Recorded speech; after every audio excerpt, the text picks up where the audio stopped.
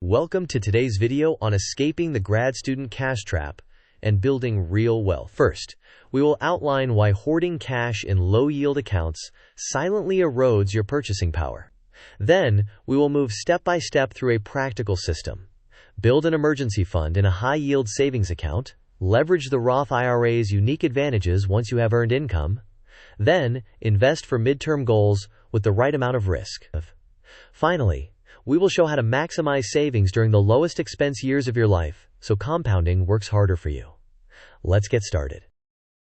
In this agenda, we will first identify the problem of cash hoarding. Next, we will cover 4 steps: emergency fund setup, Roth IRA contributions, midterm investing, and maximizing your current savings potential. Afterward, we will provide tools, diagrams, and a 30-day action plan.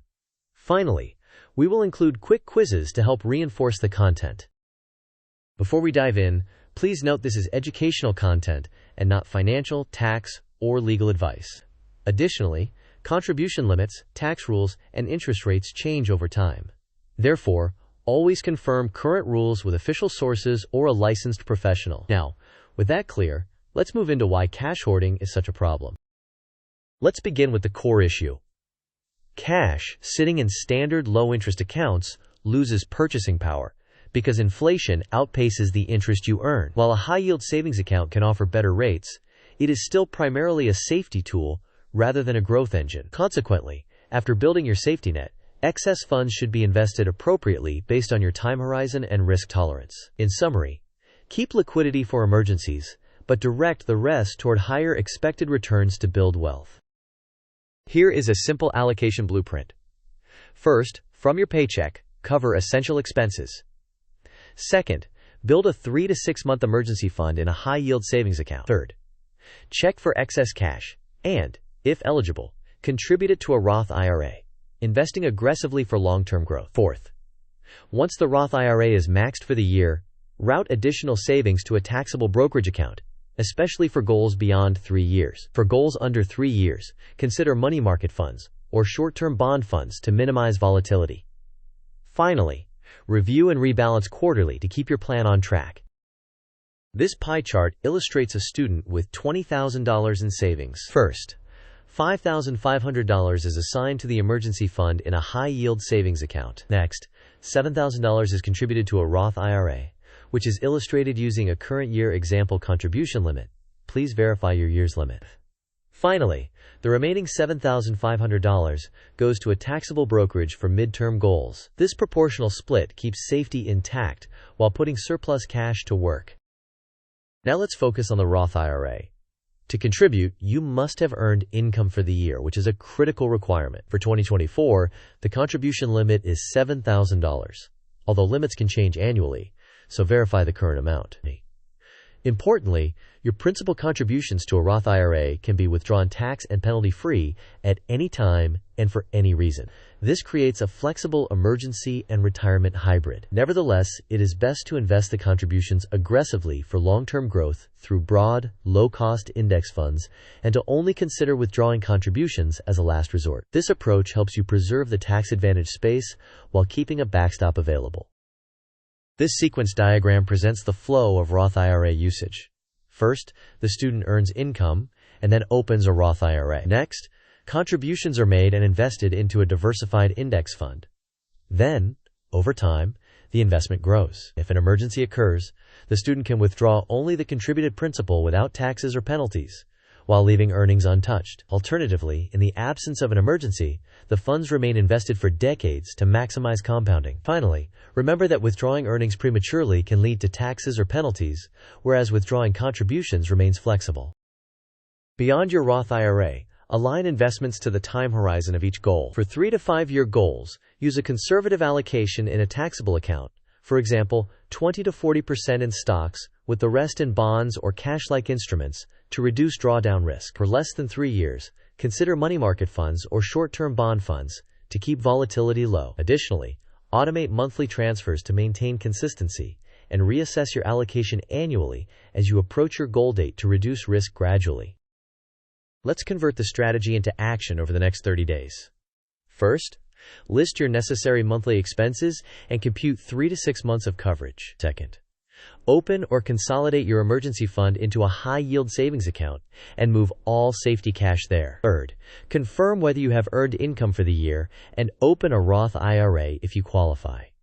Fourth, set up automatic contributions to the Roth IRA to reach your annual limit. Fifth, choose low-cost index funds for long-term growth. Sixth, open a taxable brokerage account for midterm goals and select a conservative mix. Seventh, create automatic transfers aligned with your goal timelines. Finally, schedule quarterly reviews to rebalance and track your progress. This table shows a sample emergency fund calculator. First, list essential categories such as rent and utilities, groceries, transportation, insurance and healthcare, phone and internet, minimum debt payments, and other essentials. Next, total the monthly amounts. This example totals $1,380 per month. Then, multiply by 3 to get $4,140 for a 3-month fund, and by 6 to get $8,280 for a 6-month fund. Finally, remember to personalize these figures to your actual required expenses and not your discretionary spending. This comparison contrasts places to hold extra cash.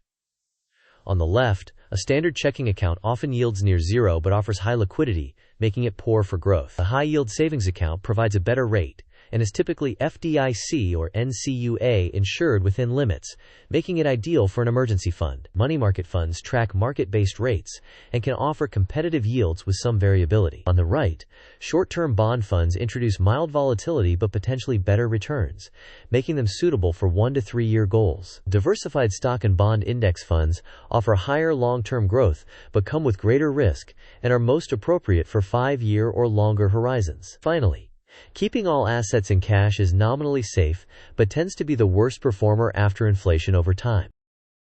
While your living expenses are low, set an aggressive savings target. For instance, aiming for a $50,000 net worth before graduation can give compounding a significant head start. Next, boost income through campus jobs, internships, assistantships, or freelancing. Simultaneously, reduce costs with roommates, used equipment, meal prepping, and public transportation. Then, consistently channel the resulting surplus into investments so your capital can compound over decades.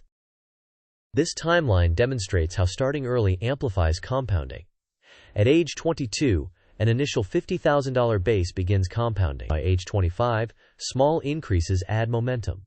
By age 30, steady contributions continue to fuel growth. At age 40, the portfolio materially benefits from the compounding effect. Finally, by age 60, the nest egg is significantly larger due to time in the market. The key takeaway is that starting early often matters more than chasing higher returns later. Quiz time. The question is, how large should your emergency fund be and where should it sit?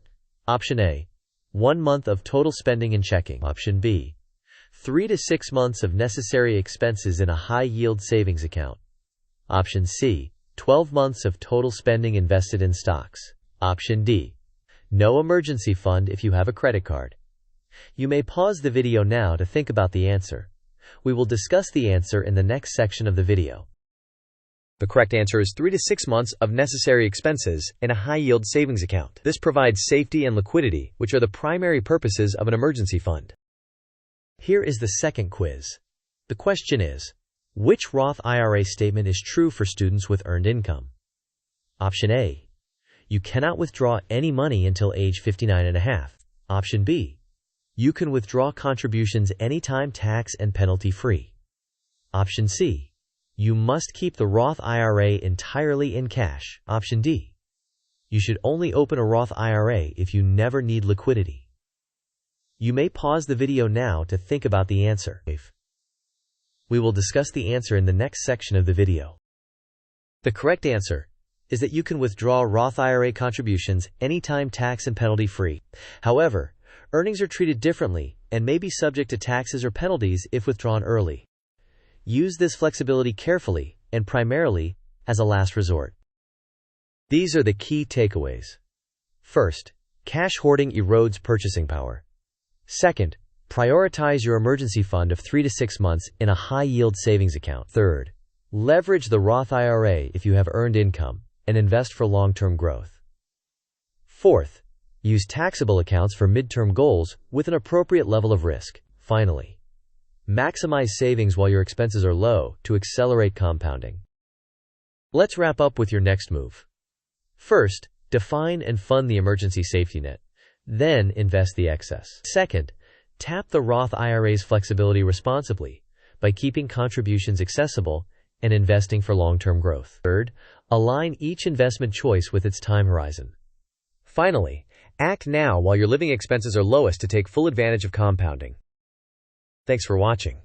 If you found this valuable, please like the video, share it with a friend who needs a push to stop hoarding cash, and subscribe for more smart money playbooks. Finally, tell us in the comments what your next move is and how you plan to allocate your cash this month.